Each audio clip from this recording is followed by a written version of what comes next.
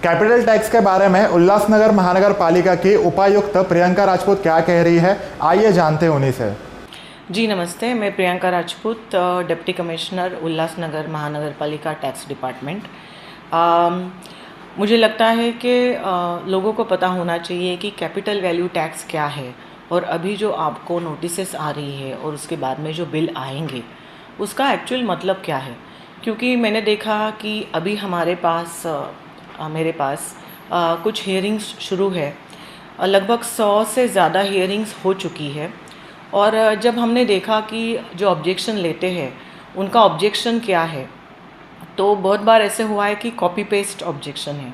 मतलब ऐसे लग रहा है, और अगर उनको पूछा जाए कि भाई आपने जो राइटिंग में ऑब्जेक्शन लिया था जिसके ऊपर हमने हियरिंग लगाई है, तो आपने जो लिखा है ये आपको पता है आपने क्या लिखा है, या आपको जो ऑब्जेक्शन लेना है वही है क्या, तो पता चला कि उनको खुद को पता नहीं है वो किस के ऊपर सिग्नेचर करके ऑब्जेक्शन ले रहे हैं। उन्होंने एक दो केसेस भी उसमें मेंशन की है, कोर्ट केसेस। अभी मैं खुद LLB हूँ, तो मुझे भी कुछ केसेस पता है, या मैंने भी थोड़ा स्टडी किया उन केसेस का, और अभी की कैपिटल वैल्यू का टैक्स जो नोटिस निकल रहे कोई भी संबंध नहीं है। तो मैंने उनको पूछा कि आपको पता है आपने ये क्या लिखा है, क्योंकि मुझे भी पता चले, अगर मुझे नहीं समझ में आ रहा है तो आप मुझे समझा दीजिए। तो उनका सबका कहना था कि नहीं, किसी ने तो मुझे ये दिया और बोला आप सिग्नेचर करके दे दो, बहुत ज़्यादा आ गया है टैक्स, ये गलत है, कॉरपोरेशन गलत करी, अपने को ये कैंसिल करना है बस। नहीं तो उनको खुद को भी कुछ पता नहीं कि वो किस चीज़ पे सिग्नेचर करके दे रहे। फिर हमने उनको समझाया कि ये जो भी लिखा है वो क्या है और कैपिटल वैल्यू टैक्स क्या है।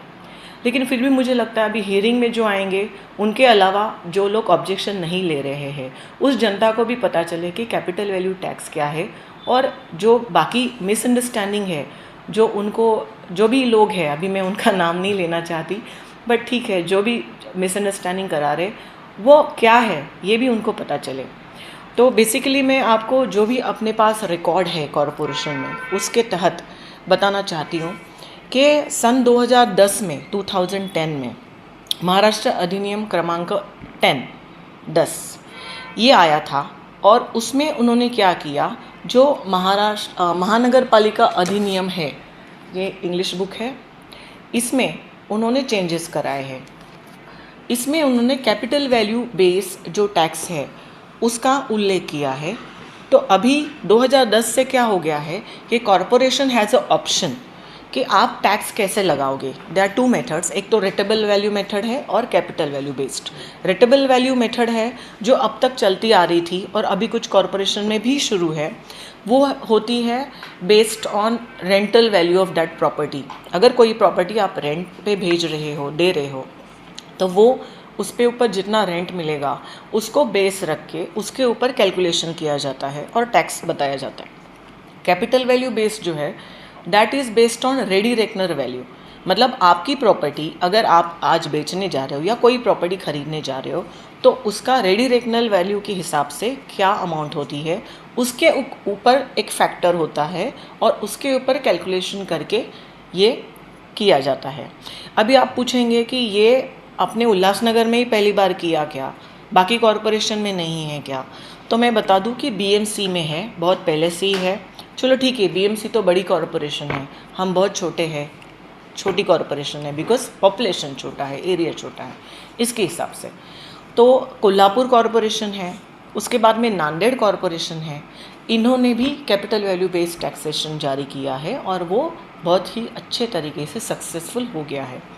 अभी मैं आपको बताऊं कि कॉरपोरेशन पे कोई भी एक्टिविटी जो होती है उसके लिए 3 बेसिस होते हैं, 3 बेस। एक हमारा एक्ट होता है, दूसरा गवर्नमेंट से जो भी GR आता है या परिपत्रक आता है, इंस्ट्रक्शन आते हैं वो, और तीसरा है general body of the corporation जो धोरणात्मक निर्णय लेती है, जो भी आपको करना है वो। उसके तहत जब 2010 में ये अधिनियम आया और उसके तहत एक्ट में चेंजेस हुए, तो वो ऑप्शन दिया गया कि जनरल बॉडी अगर ठहराव करती है तो कैपिटल वैल्यू बेस्ड वो लगा सकती है। ठीक है, तो ये डिपेंड है जनरल बॉडी पे। 2010 से 2015-16 तक जनरल बॉडी पे हर साल प्रॉपर्टी टैक्स डिपार्टमेंट ने ये प्रपोजल लाया था मेरे पास रिकॉर्ड है कि आप कैपिटल वैल्यू लगाओ। हर साल जनरल बॉडी ने उसको रिजेक्ट कर दिया, नामंजूर कर दिया। लेकिन 2016 में जब बजट प्रोविज़न करना था और तभी बजट के तहत जब प्रॉपर्टी टैक्स का जो भी चेंजेस करना है या जो भी बदलाव लाना है, उसमें तभी बाकायदा एज़ पर नियम प्रॉपर्टी टैक्स डिपार्टमेंट से कमिश्नर साहब तक ये पूरा प्रोसीजर होके तभी के सम्माननीय कमिश्नर साहब के सिग्नेचर से ये प्रस्ताव स्टैंडिंग पे रखा गया।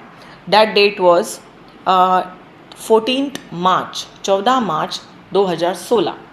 उस प्रस्ताव में ये कैपिटल वैल्यू के इवन माइन्यूट डिटेल्स, मतलब आपको ये कैलकुलेशन कैसे करना है, उसमें कौन से सब टैक्सेस आएंगे और उसका दर, जो अभी कुछ लोग बोल रहे हैं कि हमने दर को मंजूरी नहीं दी है, तो मैं उनको बताऊं कि सर आपने बजट में दर को मंजूरी दी है और ये बजट की मीटिंग थी। और मैं इसलिए ये बोल सकती हूँ क्योंकि 2016-17 का जो बजट बुक है जो मार्च 2016 में फाइनल हुआ वो मेरे हाथ में है और इसमें बाकायदा आपने ये दर भी मंजूर किए हुए हैं और तभी ये बजट में आया है।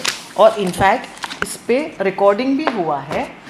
इसमें लिखा हुआ है मालमत्ता कर व राज्य शासनाच्या अमृत योजनेत अनुदान प्राप्त करण्यासाठी कर आकारणी व्यवस्थापनेत सुधारणा करण्याची अट आहे।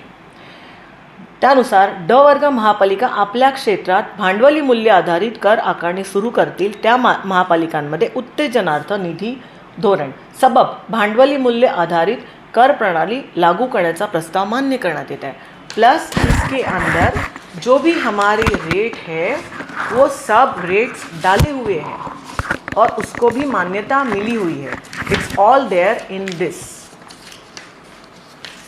मतलब अभी जो लोग बोल रहे हैं कि हमने इसमें रेट्स भी नहीं डाले हैं, ये देखिए, ये भी बजट बुक का ही पार्ट है। इमारती व जमीनी यांचे भांडवली मूल्य निश्चित करण्यासाठी विनिमय, और इसमें ये पूरे के पूरे सब जो रेट अभी हम लगा रहे हैं, ये कर के जो दर है ये भी बजट बुक में आ गए हैं। If this was not passed it won't come in the budget book. तो ये रेट्स को भी मंजूरी सम्माननीय महासभा ने दी है। उसके बाद में अभी एक इशू ये हो गया कि दो जो कर है वो हम लगाते हैं लेकिन हम देते हैं गवर्नमेंट को, ठीक है। तो वो दो कर है, शिक्षण एंड रोजगार हमी कर। तो वो कर लगाने के लिए 2017 में वापस स्टैंडिंग कमेटी में और उसके बाद में जनरल बोर्ड पे ये सब्जेक्ट लाया गया। उसमें वापस लिखा गया था कि भांडवली आधारित कैपिटल वैल्यू बेस्ड टैक्सेशन में ये जो दो रेट है ये हमको डिसाइड करने, क्योंकि ये दो रेट के लिए एक अलग नियम है। ये रेट आपको डिसाइड करने हैं और फिर कलेक्टर ऑफिस को भेज देने हैं। तो ये रेट डिसाइड करने के लिए 21 सितंबर 17 को स्टैंडिंग कमेटी का ठहरा हुआ, उसका गोशवारा भी है और उसमें भी लिखा हुआ है। और मैं आपको एक बात और बताऊं, ये स्टैंडिंग कमेटी के गोशवारे में लिखा गया था। स्टैंडिंग कमेटी का गोशवारा है 2017 का। इस गोशवारे में लिखा गया है, ये देखिए यहाँ पे, विविध घटकांना आणि प्रवर्गांना द्यावयाचा बहुविध भारांक बाबतीत तरतूद करण्याची विनिमय आणि करांचे दर या स्टैंडिंग कमेटी ने 14/3/16 को और जनरल महासभा ने 29 मार्च 16 को मंजूरी दी ही। This is a गोशवारा। ये गोशवारा जो है मैं आपको बता दूं, कोई भी जब मीटिंग होती है और मीटिंग पे कोई सब्जेक्ट आने वाला है, वो मीटिंग का जो एजेंडा होता है वो हर नगर सेवक को, मतलब अगर स्टैंडिंग कमेटी हो, स्टैंडिंग कमेटी में सपोज 13 मेंबर है तो हर मेंबर को ये गोशवारा दिया जाता है हर सब्जेक्ट के साथ। वो गोशवारा होता है ना जो बनाया जाता है डिपार्टमेंट की ओर से।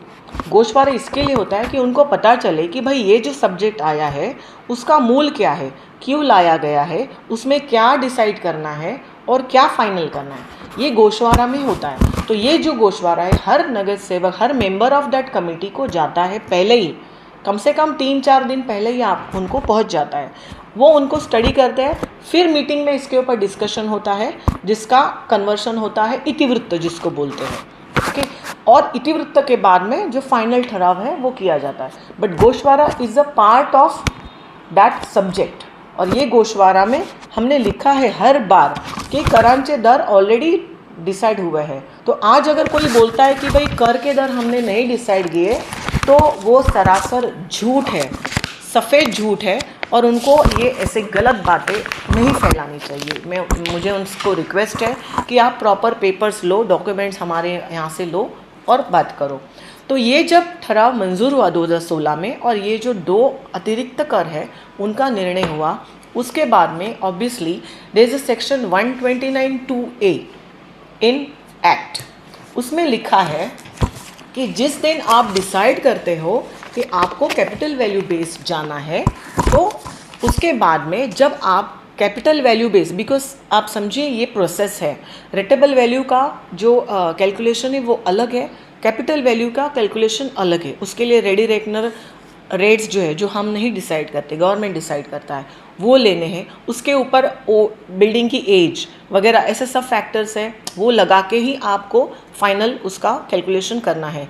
तो ये प्रोसेस होता है। प्लस उसमें और एक चीज़ हुई, 2016 में जब ये ठहराव हुआ तभी ये ठहराव नंबर 10 है।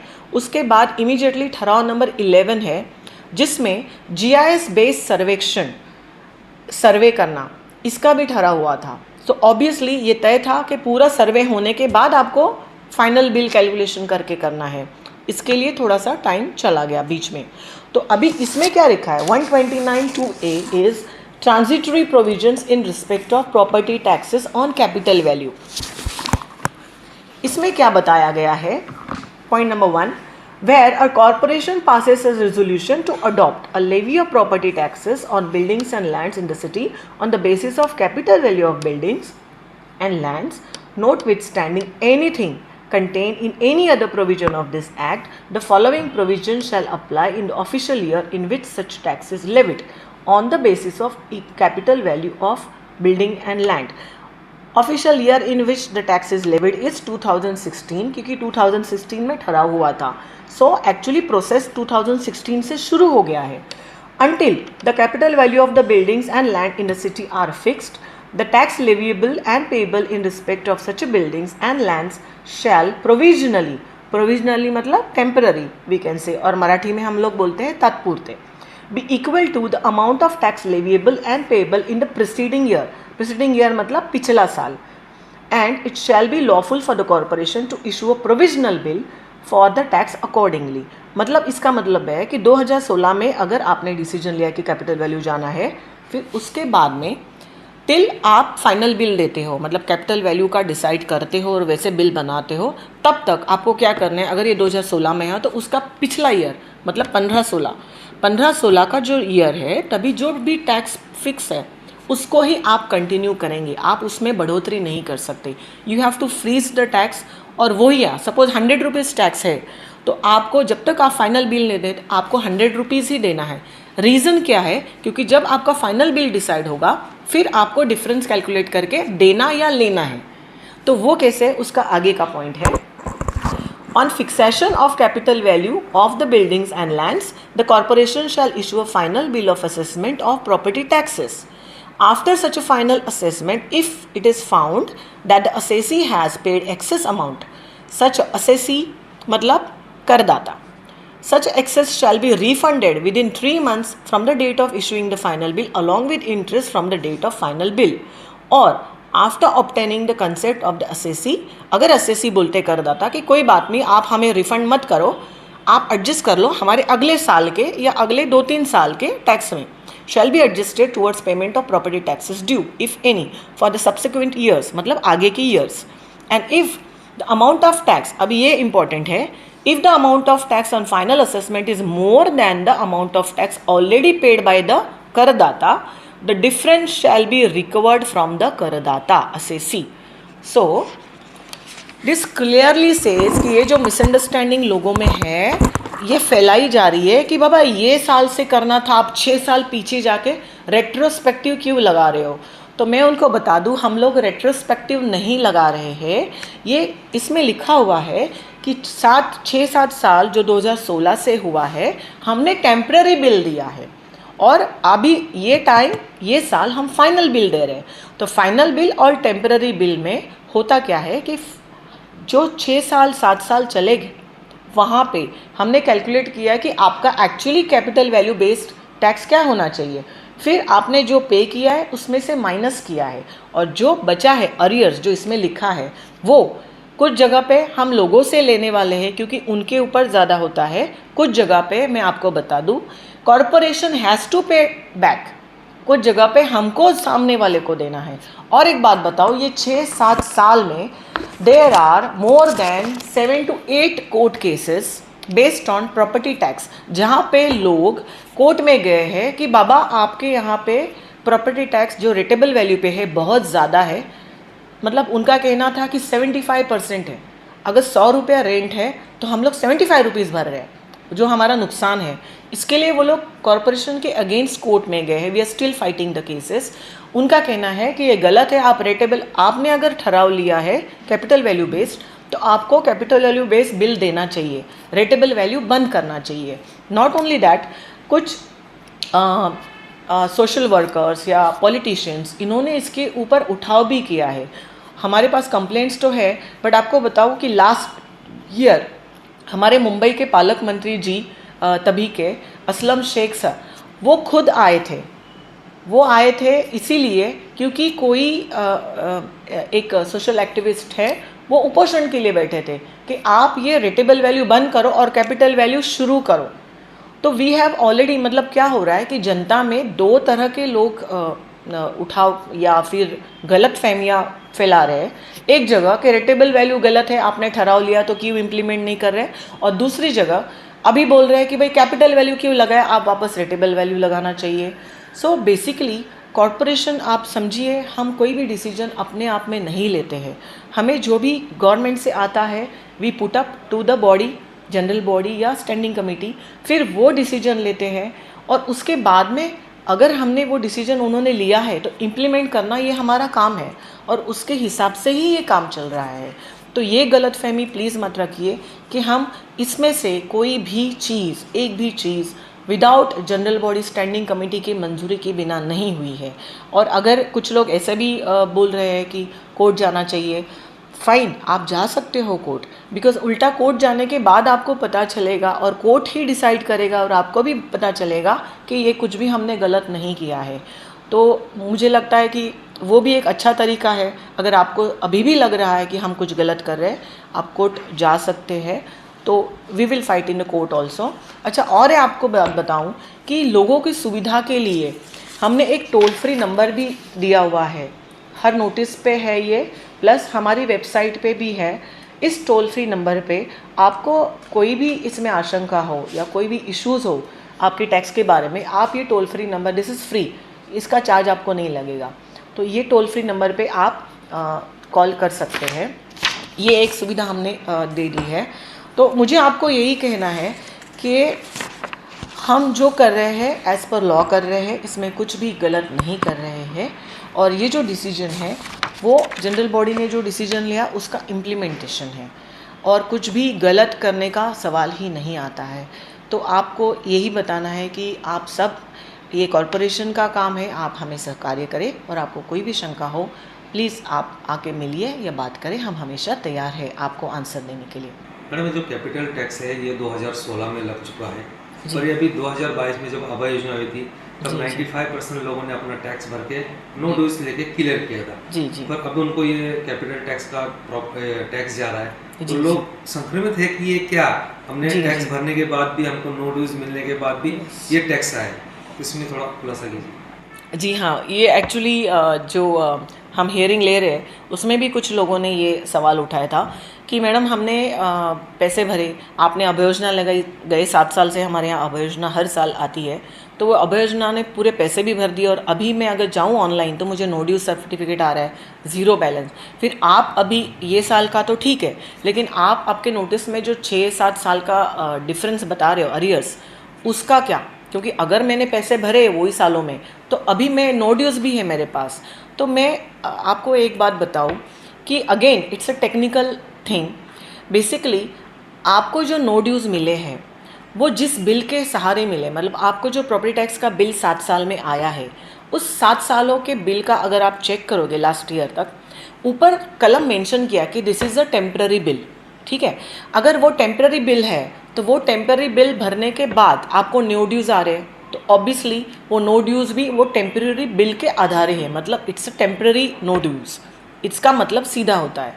और दूसरा चीज़ ये है, अगर हमने नो ड्यूज़ देना बंद करते थे 7 साल जब तक फाइनल बिल नहीं होता है, तो लोगों का नुकसान ये था कि बहुत सारी चीज़ों के लिए उनको नो ड्यूज़ लगता है।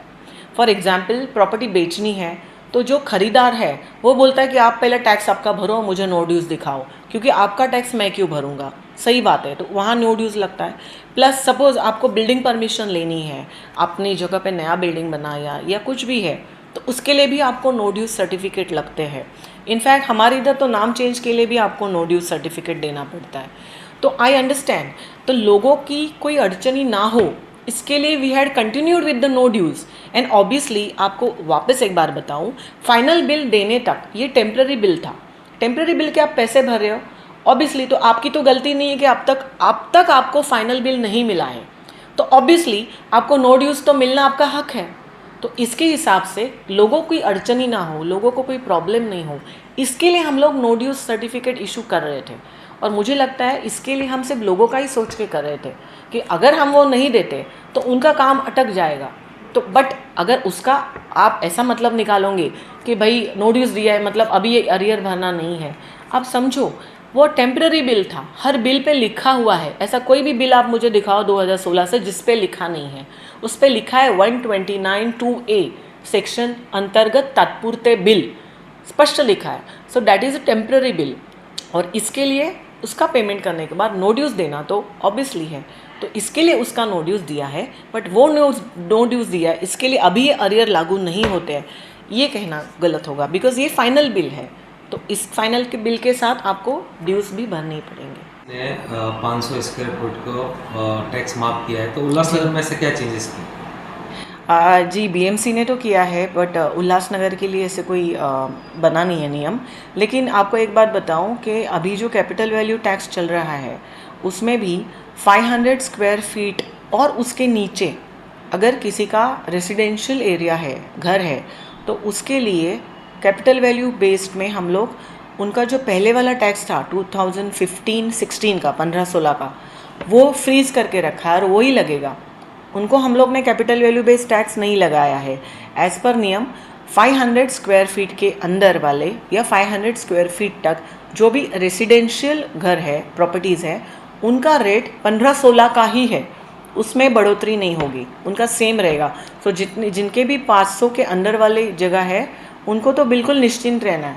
क्योंकि आपको एक बात बताऊं, एक बार हियरिंग में एक पर्सन सिटीज़न आए थे, तो उनका वो बोलने लगे कि टैक्स बढ़ गया, ये बढ़ गया। मैंने बोला 1 मिनट आपका नोटिस चेक कर लूँ। उनका नोटिस देखा तो उनका टैक्स बिल्कुल नहीं बढ़ा है। फिर मैंने बोला अरे आपका एरिया तो 500 के अंदर है, इसके लिए आपका टैक्स तो बढ़ा ही नहीं है।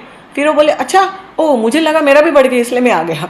नहीं, ऐसा नहीं है, आपका नहीं बढ़ा है। तो 500 के अंदर वाले जो भी है रेसिडेंशियल, उनके टैक्स नहीं बढ़े हैं, उनका 15-16 का जो टैक्स था वही कंटिन्यू किया। कोणार्क, अपना शहर अपनी बातें।